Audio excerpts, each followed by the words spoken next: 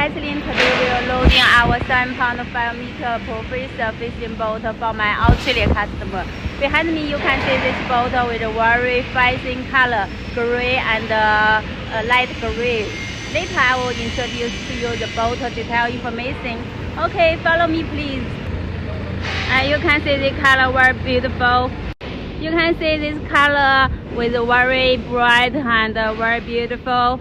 And this color my customer also very like it.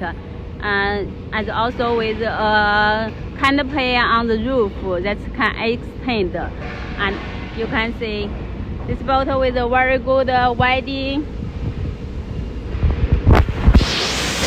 You can see this is our welding, that's very good welding quality. And this boat also with a deep way. And this cut the wave very fast and in the rough ocean very stable.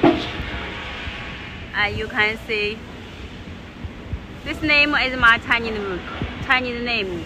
And this boat you can see it's with a gray UAA. That's the